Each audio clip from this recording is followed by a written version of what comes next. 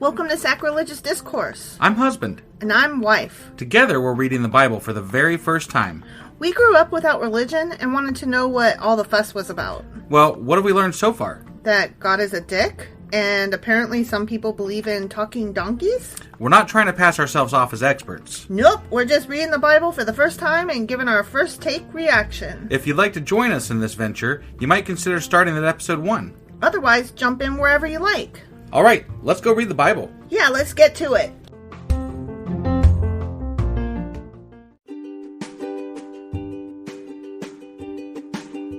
Hey wife, did you know that Anchor is sponsoring our show? Really? Don't we use Anchor to distribute our podcast on Spotify and Apple Podcasts? Yeah, and we are on just about every other platform available as well, thanks to them.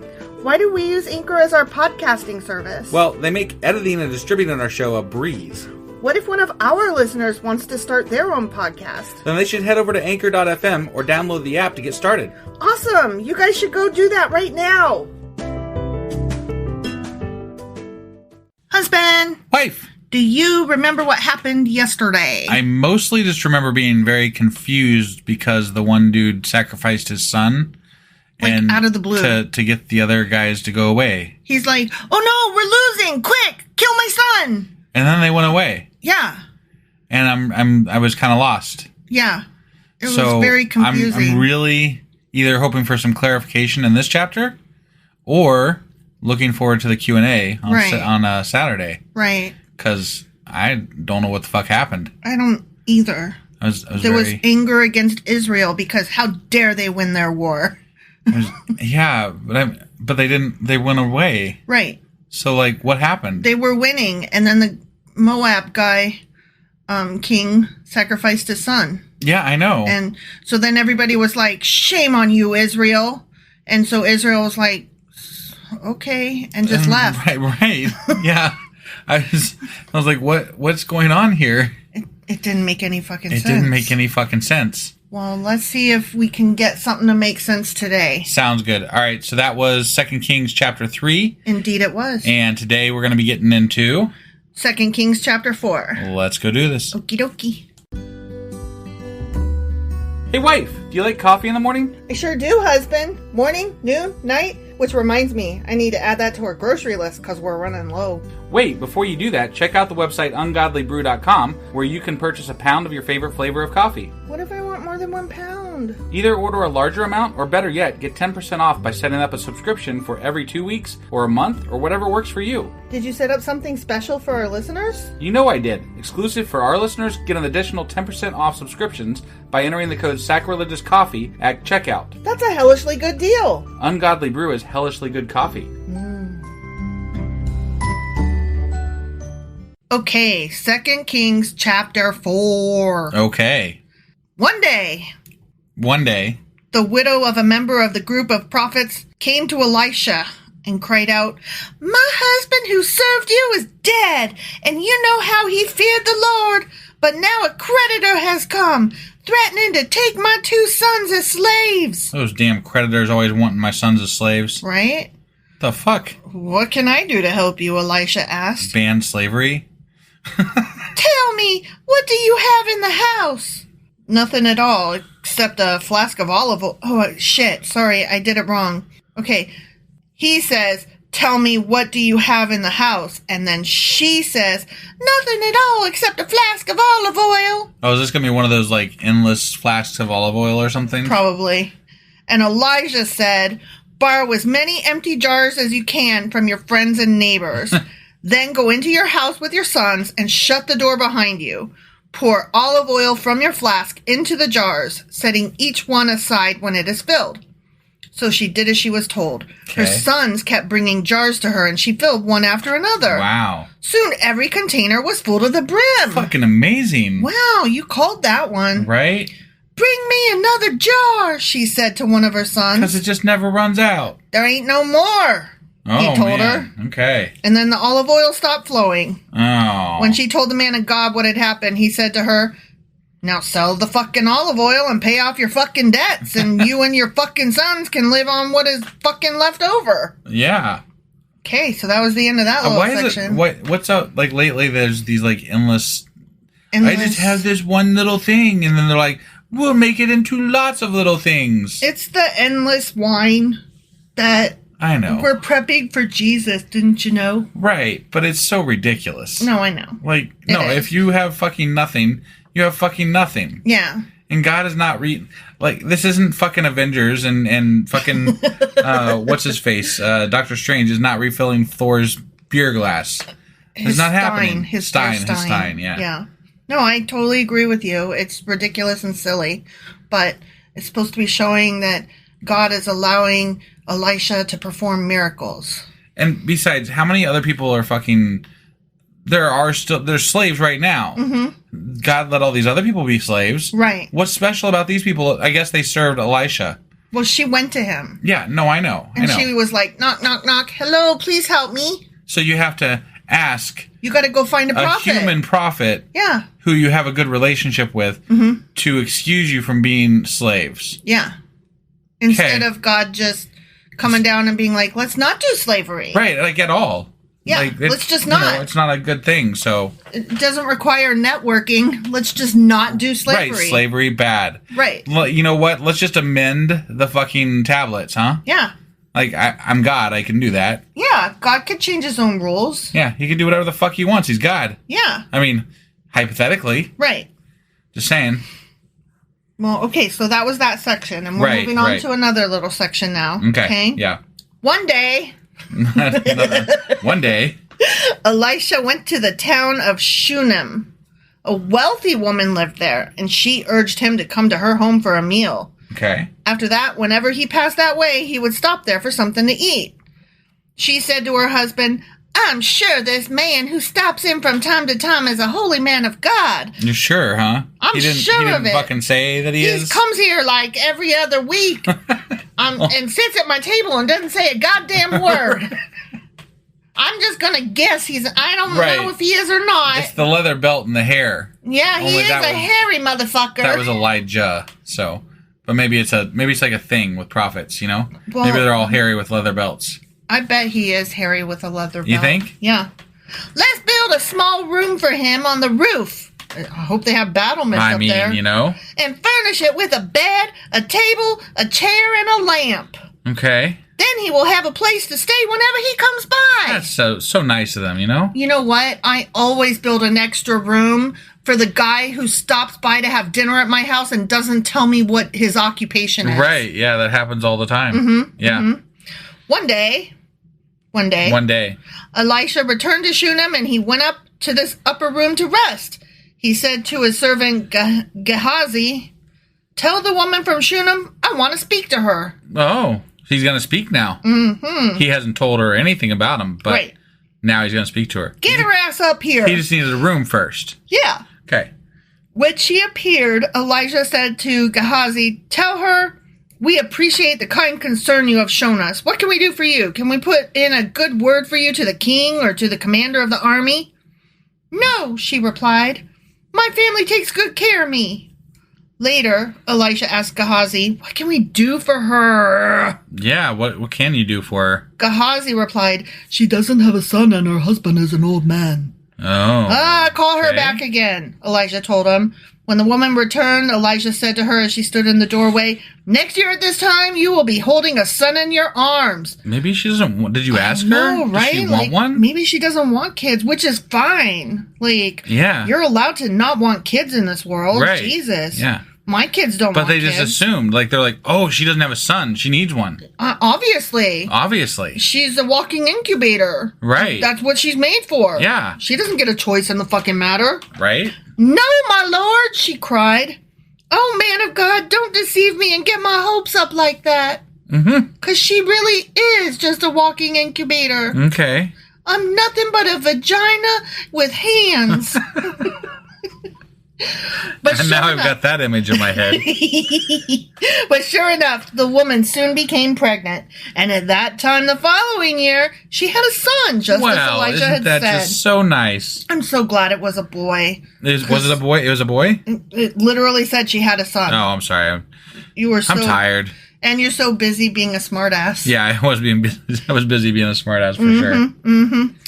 One day, When her child was older, he went out to help his father, who was working with the harvesters. Suddenly he cried out, "My head hurts! My head hurts!" His father said to one of the servants, "Carry him home to his mother." So the servant took him home, and his mother laid him on her lap. But around noontime, he died. What the fuck? That is a fucking migraine. Jesus, that escalated quickly. What the hell? I did not know that was coming. Sorry, guys. I have a headache. Oh, shit, I'm dead. That's kind of shitty. Like, you give this woman gave you a son. And then you kill him. I didn't say you would keep him. Yeah, right, yeah. She carried him up and laid him on the bed of the man of God, then shut the door and left him there. She sent a message to her husband. "Send one of the servants and a donkey so that I can hurry to the man of God and come right back." Are they going to resurrect this fucking kid? I bet they resurrect this fucking kid. You think so? I bet they do. I bet they do. Come on now. I bet they do. If they resurrect this motherfucker, this is getting a little ridiculous. Should we take bets? No. You don't want to take that bet? No. "Why go today?" he asked. "It is neither a new moon festival nor a Sabbath." I have an idea why you go today. I mean, there's a dead body in your house. You don't let a dead body just lie about until the next full moon. I think why I'm guessing they're resurrecting this kid because they just aren't reacting like the way they should. No. They're not like, tearing their clothes and, whatever. This is their only son, right? Yeah. And it's like, no, go get the holy man. He'll fix it. He'll fix it, yeah. It's fine. Right. It's fine. Kids die all the time. He's only kind of dead. Right. Not all the way. Nearly headless Nick. Nearly. But she said, "It will be all right." See, they're taken for granted. I know. I kind of hope he doesn't run. Well, I mean, whatever. So she saddled up the donkey and said to the servant, "Hurry, don't slow down unless I tell you to." Yeah. As she approached the man of God at Mount Carmel, Elisha saw her in the distance. He said to Gehazi, "Look, the woman from Shunem is coming. Run out to meet her and ask her, is everything all right with you, your husband, and your child?" "Yes," the woman told Gehazi. "No. Everything is fine." Correct. Right? My fucking son is dead. What the hell? Why did she tell the servant it's all good? I don't know. This is stupid. I don't understand the story. But when she came to the man of God at the mountain, she fell to the ground before him and caught hold of his feet. Gehazi began to push her away, but the man of God said, "Leave her alone. She's obviously deeply fucking trouble, but the Lord has not told me what it is." Okay. Why does the Lord... What does the Lord give a shit about this kid? This one kid. Why? I don't understand this story at all. Right. Then she said, "Did I ask you for a son, my lord? And didn't I say, don't deceive me and get my hopes up?" I mean, you had a son. Yeah. Did you mean that would live until old age? Right, that wasn't part of the deal. Right. Then Elijah said to Gehazi, "Get ready to travel. Take my staff and go. Don't talk to anyone along the way. Go quickly and lay the staff on the child's face." What the fuck? But the boy's mother said, "As surely as the Lord lives and you yourself live, I won't go home unless you go with me." Okay. I mean, she's okay. I mean, what? You believe in magic, but only kind of magic. Right. Only if he comes with you magic. I guess. He's like, "My stick is magic. Can't you just take my stick?" Right. It's fine. It'll be fine. What the fuck? I mean, was his stick literally just going to resurrect the kid? I guess. He was supposed to put one hell of a stick. He was supposed to put the stick on the kid's face. I don't see sticks like that laying around these days. No. So Elisha returned with her. Gehazi hurried on ahead and laid the staff on the child's face. Okay. See? Yeah. But nothing happened. Of course, yeah. They needed Elisha there, you know? It's a good thing he went with her. He's probably going to hover over him like Elijah did with that other kid, you know? Right? Yeah. Yeah. Wasn't it Elijah that did that? I forget. Somebody who... I'm pretty sure it was Elijah. I think so. Yeah, he did the last resurrection. Yeah. These Elijah people. They're always bringing people back from the dead. Yeah. Sorry, I'm yawning. It's late at night. It is. There was no sign of life. None. He returned to meet Elisha and told him, "My dude, the child is fucking dead." When Elijah arrived, the child was indeed fucking dead. Yeah. Lying there on the prophet's bed. He went in alone and shut the door behind him and prayed to the Lord. I mean, we can assume that's what he did because we weren't there after he shut the door. Right, yeah. He may have done something else for all we know. Right, yeah. I mean, Why would you shut whatever. the door? I mean, weird. He's got to talk to the Lord, you know? You can't have company? I mean, I bet he desecrated that body. That's nasty. Jesus Christ. That's just horrible. Then he lay down on the child's body. See, he's doing exactly what Elijah did. Placing his mouth on the child's mouth. What the fuck? His eyes on the child's eyes. And his hands on the child's hands. his hands. Oh, does he stretched out on him? This just doesn't sound right. The child's body began to grow warm again. Okay.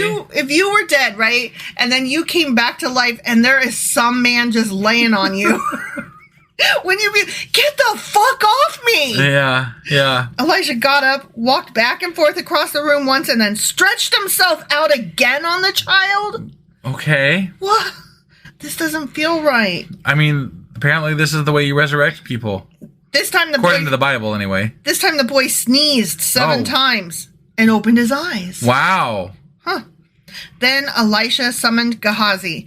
Call the child's mother, he said. And when she came in, Elijah said, here, take your fucking son.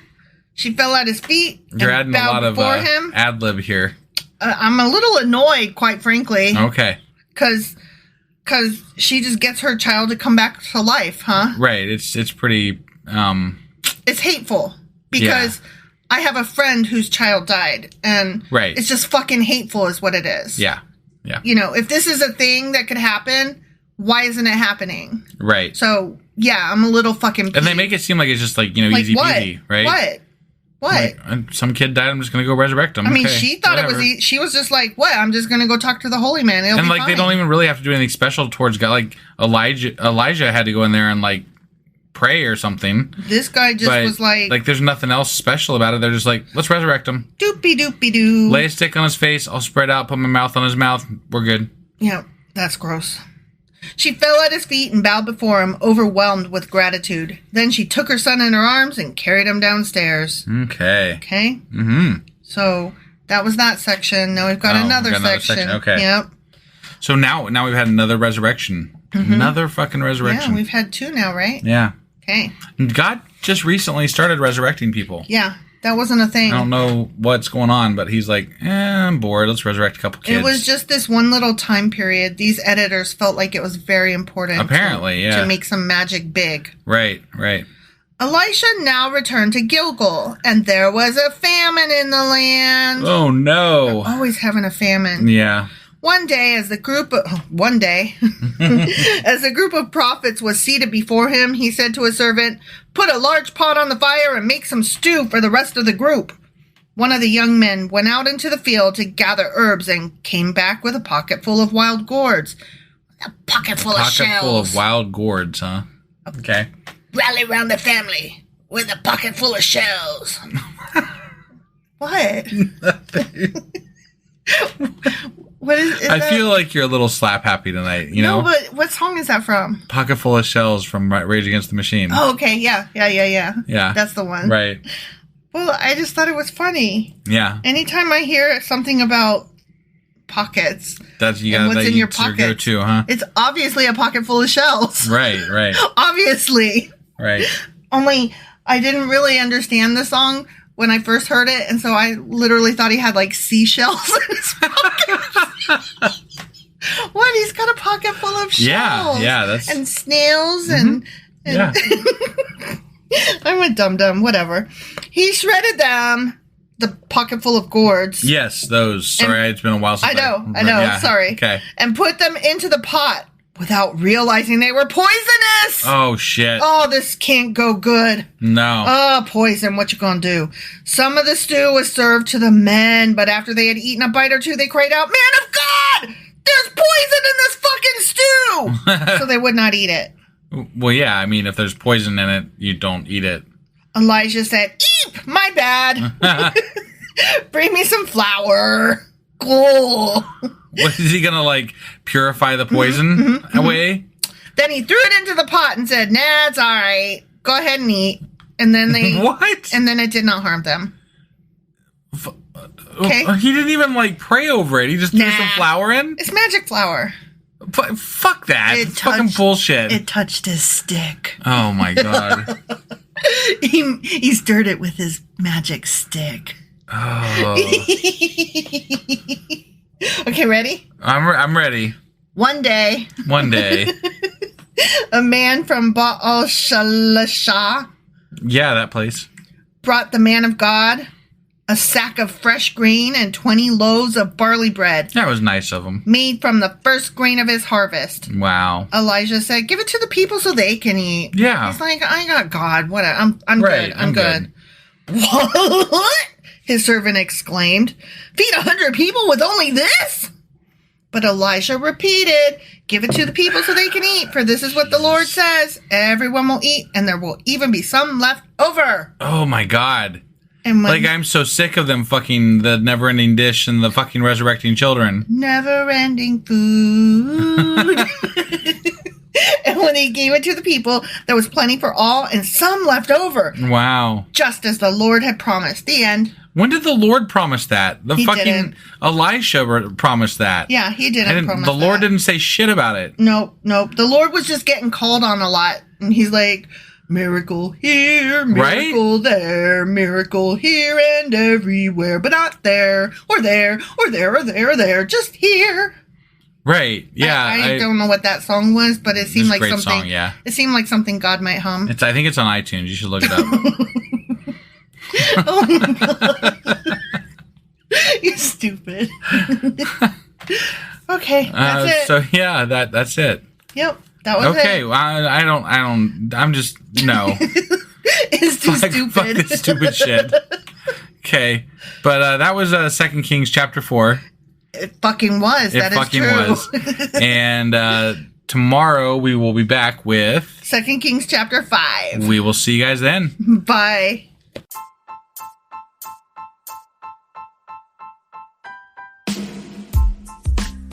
Hey, wife, I guess that's the end? But husband, that's just sad. It doesn't have to be. We are on lots of social media platforms like Twitter.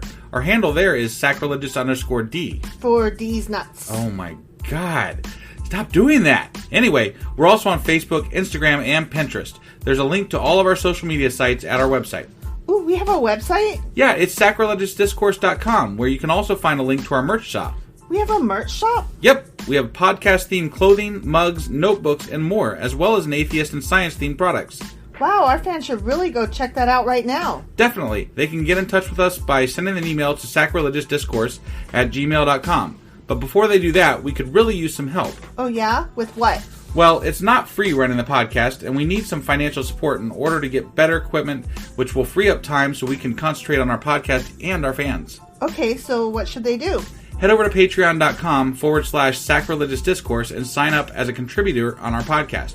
Supporters there receive additional bi-weekly episodes that we record just for our Patreon members for as little as $2 a month. Also, we'd really appreciate it if you would like and subscribe on whatever platform you're using. And Apple Podcast reviews help us out tremendously.